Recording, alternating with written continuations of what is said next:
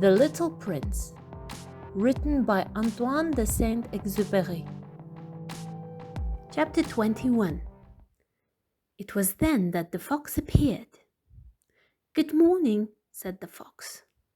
"Good morning," the little prince responded politely, although when he turned around, he saw nothing. "I'm right here," the voice said, "under the apple tree." "Who are you?" asked the little prince, and added, "You're very pretty to look at." "I am a fox," said the fox. "Come and play with me," proposed the little prince. "I am so unhappy." "I cannot play with you," the fox said. "I'm not tamed." "Ah, please excuse me," said the little prince. But after some thought, he added, "What does that mean, tame?" "You do not live here," said the fox. "What is it that you are looking for?" "I'm looking for men," said the little prince. "What does that mean, tame?" "Men," said the fox. "They have guns and they hunt. It is very disturbing. They also raise chickens. These are their only interests. Are you looking for chickens?" "No," said the little prince. "I'm looking for friends." "What does that mean, tame?" "It is an act too often neglected," said the fox. "It means to establish ties." "To establish ties?" "Just that," said the fox. "To me you are still nothing more than a little boy who is just like 100,000 other little boys, and I have no need of you. And you, on your part, have no need of me. To you I am nothing more than a fox like 100,000 other foxes. But if you tame me, then we shall need each other. To me you will be unique in all the world. To you I shall be unique in all the world." "I am beginning to understand," said the little prince. "There is a flower. I think that she has tamed me." "It is possible," said the fox. "On the earth one sees all sorts of things." "Oh, but this is not on the earth," said the little prince. The fox seemed perplexed and very curious.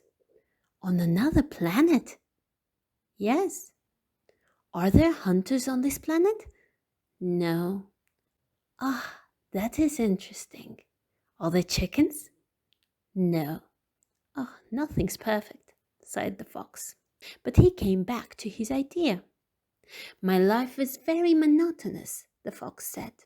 "I hunt chickens, men hunt me.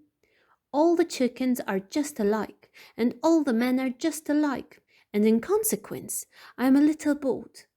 But if you tame me, it will be as if sun came to shine on my life. I shall know the sound of a step that will be different from all the others. Other steps send me hurrying back underneath the ground. Yours will call me, like music, out of my burrow. And then look, you see the grain fields down yonder? I do not eat bread. Wheat is of no use to me. The wheat fields have nothing to say to me, and that is sad. But you have hair that is the color of gold. Think how wonderful that will be when you have tamed me. The grain which is also golden will bring me back the thought of you, and I shall love to listen to the wind and the wheat." The fox gazed at the little prince for a long time. "Please tame me," he said. "I want to, very much," the little prince replied. "But I have no much time. I have friends to discover and a great many things to understand." "One only understands the things that one tames," said the fox. "Men have no more time to understand anything. They buy things already made at the shops, but there is no shop anywhere where one can buy friendship. And so men have no friends anymore. If you want a friend, tame me." "What must I do to tame you?" asked the little prince. "You must be very patient," replied the fox. "First, you will sit down at a little distance from me, like that, in the grass. I shall look at you out of the corner of my eye, and you will say nothing. Words are the source of misunderstandings, but you will sit a little closer to me every day." The next day the little prince came back. "It would have been better to come back at the same hour," said the fox.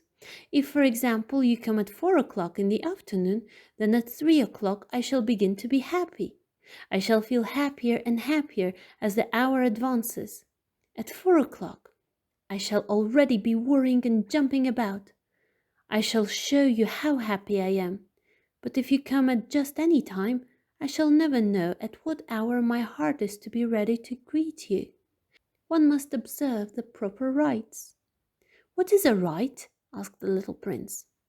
"Those also are actions too often neglected," said the fox.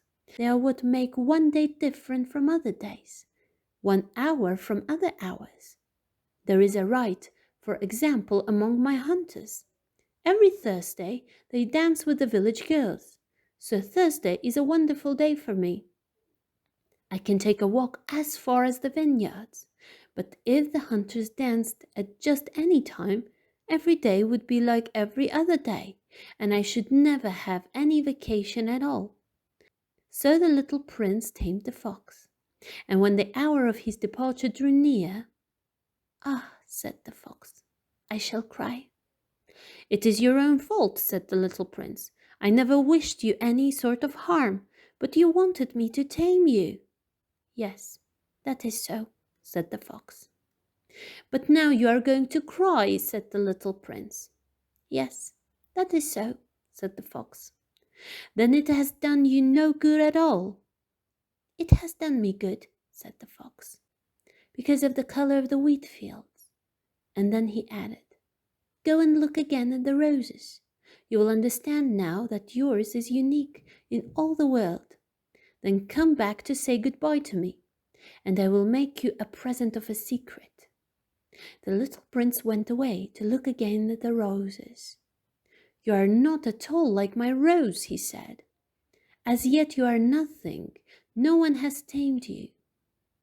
And you have tamed no one. You are like my fox when I first knew him.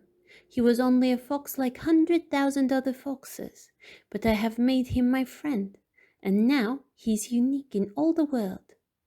And the roses were very much embarrassed. "You are beautiful, but you are empty," he went on. "One could not die for you. To be sure, an ordinary passerby would think that my rose looked just like you, the rose that belongs to me.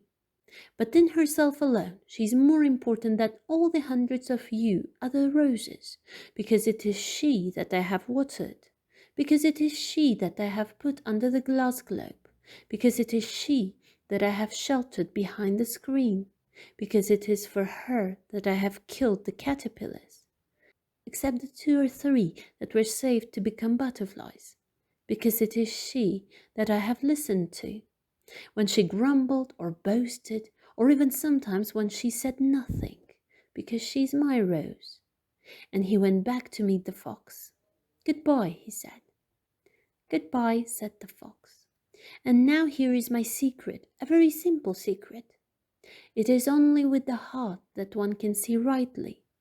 What is essential is invisible to the eye."